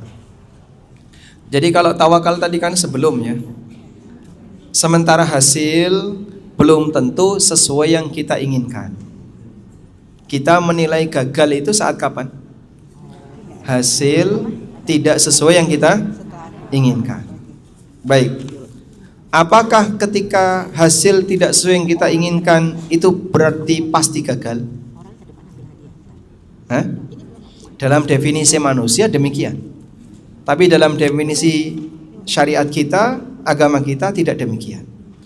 Bisa jadi di balik apa yang kau sebut gagal itu, itulah sebenarnya keberhasilan kamu. Maksudnya kayak gini. Allah Subhanahu wa taala menakdirkan kepada hambanya sesuatu yang terbaik bagi hamba, jika sang hamba bertawakal kepadanya. Karena janji Allah Ta'ala, wa may yatawakkal 'ala Allah fahuwa hasbuh. Barang siapa yang bertawakal kepada Allah, maka dialah yang akan mencukupi. Sudah? Saat dialah yang akan mencukupi, dalam posisi ini hasil bisa jadi tidak sesuai dengan yang dia harapkan. Tapi Allah pilihkan, daripada kamu mendapatkan sesuai yang kamu inginkan, aku berikan kepadamu yang lebih baik bagi kamu, walaupun tidak sesuai dengan yang dia inginkan. Contohnya Pak, contoh misalnya ada orang pengen sekali anaknya lulus CPNS. Dah. Kemudian dia mengupayakan perwujudan itu. Anaknya disekolahkan, disuruh ikut bimbel CPNS, disuruh ikut ini, pokoknya disiapkan. Itu ikhtiar. Lalu ibunya gimana? Ibunya sholat tahajud, banyak berdoa biar anaknya lulus CPNS. Ibunya puasa. Ibu kenapa puasa? Mempuasakan anaknya. Nah, apa istilahnya itu? Tirakat. Dinazarkan. Bukan nadar, dia nggak ngomong nadar. Cuman gitu aja ngepuasa tirakat. Jadi ada orang yang tirakat untuk keberhasilan anak. Ada kayak gitu kan? Dia puasa demi anak, dia rajin sholat tahajud demi anak. Sudah? Sampai akhirnya ujian CPNS dilakukan. Gagal. Tidak sesuai dengan yang diharapkan oleh sang ibu dan yang dicita-citakan oleh anaknya. Enggak jadi PNS. Baik. Kira-kira ketika dia gagal, apakah berarti itu kegagalan yang sebenarnya? Allah cuma memberikan pilihan kepada dia. Pilihan pertama, dia lulus CPNS, dia nanti jadi aparat negara. Atau yang kedua, dia bukan CPNS. Bisa jadi di balik itu Allah pilihkan untuk dia. Akhirnya sang anak jadi pengusaha besar, punya perusahaan, misalnya ya. Berarti sebenarnya mana yang lebih baik? Pilihan Allah atau apa yang dikehendaki hamba? Cuman hamba tidak tahu. Makanya dalam hal ini kalaupun gagal, jangan suudzon. Aku katanya kalau tawakal dipenuhi, dan aku udah tawakal. Aku udah berusaha sampai, Pak Ustadz, tak rewangi poso loh Pak Ustadz. Tak rewangi rajin tahajud. Sudah saya upayakan dengan puasa, dengan rajin tahajud. Tapi nyatanya zong, nggak dapat sesuai yang diinginkan. Baik, apa Anda bisa menjamin kalau itu yang terbaik untuk anak Anda? Ya enggak tahu. Makanya pilihan Allah itu yang terbaik. Karena itu pasang perasaan ridho kepada Allah, karena ketetapan Allah itu yang terbaik bagi sang hamba. Wallahu a'lam. Oke, pertanyaan berikutnya Ustadz. Pertanyaan sekitar kepercayaan. Ada pertanyaan pada saat seseorang umroh, kemudian di depan Ka'bah dia mendapat seperti kayak ada yang mencolek gitu, kemudian di atas ada burung-burung, di mana dia mendapatkan seperti orang nunjukin kamu ini keturunan seseorang yang banyak harta warisannya, habis itu orang yang hilang. Nah pada saat itu orang yang bertanya, apakah ini saya harus bertawakal atau percaya bahwa ini kiriman Allah karena itu di depan Ka'bah, atau ini ada nggak gangguan syaitan sendiri itu di depan Ka'bah? Demikian Ustaz. Ada nggak gangguan setan di depan Ka'bah? Di zaman Nabi SAW ada orang yang sujud kepada berhala di samping Ka'bah. Jadi di pelataran Ka'bah dulu itu ada 360 berhala. Karena setiap tahun ada satu berhala baru. Sampai total setiap hari ada satu berhala baru yang diperingati. Sehingga karena ada 360 hari, maka dalam Ka'bah ada, di sekitar pelataran Ka'bah ada 360 berhala. Sehingga perbuatan syirik di Ka'bah itu dulu terjadi. Lalu setelah itu hilang. Di zaman Nabi SAW dihabisi. Muncul kembali kapan? Belakangan masih banyak Pak. Orang yang mau menjadikan kiswah Ka'bah sebagai jimat itu ada nggak Pak? Banyak. Sehingga sampai kiswah Ka'bah itu, kenapa kok kiswah Ka'bah sering diangkat? Karena mau banyak orang yang ngincer untuk gunting, sobek. Itu bajunya kalau digunting mau nggak? Tidak mau. Makanya gunting kiswah Ka'bah itu apa? Kriminal. Sampai ketahuan itu penjara itu. Denda, penjara. Karena itu kriminal. Misalnya ibu-ibu punya korden di rumah, ada tamu tiba-tiba gunting korden. Kenapa korden saya digunting? Saya mau pakai jimat. Kalau ada tamu seperti itu, Anda akan ngapain? Udah kasihin aja. Ini kamu bawa semua. Kain cuman kain. Andaikan Hajar Aswad tidak dijaga, mungkin orang datang bawa paku, bawa palu, ditetel itu Hajar Aswad. Dijual. batu Hajar Aswad. Serpian Hajar Aswad, berapa kira-kira harganya? Mungkin orang berani ratusan juta. Sekarang banyak orang kan jualan-jualan gitu, tanah mana, sakti. Subhanallah, kok jadi korban kayak gini ya? Jadi, apakah ada bisikan setan ketika di Ka'bah? Jawabannya sangat mungkin. Oleh karena itu, pertama yang perlu kita yakini, kita ini bukan nabi. Dan petunjuk yang diberikan oleh Allah itu ada dalam Al-Quran maupun hadis. Sementara masalah takdir kita tidak tahu. Sehingga tidak ada ini petunjuk takdir. Tidak ada Pak petunjuk takdir itu. Kalau indikator ada misalnya. Oh ini mau banjir ini kalau hujan deras. Nah itu mungkin sah-sah saja. Perakiraan cuaca boleh ya. Tapi itu kan pakai apa? Indikator. Kamu jangan lewat sana, macet. Kamu taunya dari mana? Ini jalan ini loh, semua orang pada datang ke sana. Pas pesta rakyat 17 Agustus di sekitar Monas. Masya Allah. Macet sekali. Karena banyak orang yang berdatangan. Itu pakai indikator. Manusia hanya bisa tahu kayak gitu. Tapi kalau suasana seperti tadi, kita tidak tahu takdir. Maka saya tidak ngerti ya, apa yang dimaksud isyarat-isyarat tadi. Apakah betul bahwa itu adalah isyarat dari Allah? Kita tidak bisa memastikan. Yang Anda lihat apa? Banyak burung-burung. Terus Anda bisa membaca apa? Seolah-olah saya adalah keturunan si A yang punya banyak warisannya. Nah terus bukti real yang bisa Anda gunakan? Tidak ada Pak, kecuali itu. Datang ke orang tadi. Aku keturunan Ningrat misalnya. Saya darah biru. Dari mana kamu dapat itu? Dari isyarat Ka'bah. Diterima nggak kira-kira? Hah? Secara pengadilan tidak akan bisa diterima dan masyarakat juga nggak akan bisa menerima. Maka bagi saya ya lupakan sajalah. Fokus saja dengan hal produktif yang kira-kira baik untuk kehidupan Anda dan tidak perlu memikirkan yang seperti ini. Wallahu a'lam. Assalamualaikum Ustaz. Waalaikumsalam. Apabila mukjizat diturunkan pada Nabi dan karomah kepada selain Nabi, apakah ada manusia yang mendapat karomah? Dalam Al-Quran ada manusia yang bukan Nabi dapat karomah. Sebutkan siapa beliau. Dalam Al-Quran, diceritakan dalam Al-Quran. Maryam. Maryam itu Nabi enggak? Bukan. Maryam perempuan kan tidak ada Nabi dari perempuan. Apa karomah yang Allah berikan kepada Maryam? Hah? Dapat makanan. Jadi saat Maryam itu melahirkan Nabi Isa alaihissalam, Allah perintahkan kepada Maryam, wa huzzi ilaiki bi jid'in nakhlati tusaqit 'alaiki rutaban janiyya. Coba kamu goyang pohon kurma itu, nanti akan berjatuhan rutop-rutop yang sudah matang. Rutop itu apa, Pak? Kurma muda. Akan berjatuhan kurma-kurma muda. Baik.